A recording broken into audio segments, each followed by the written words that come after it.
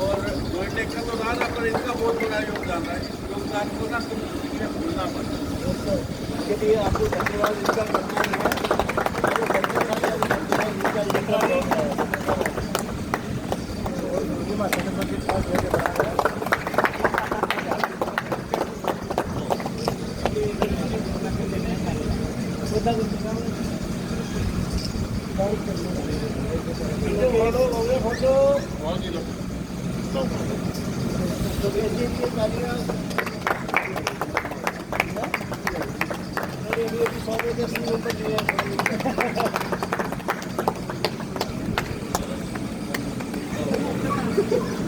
ये भी काम है।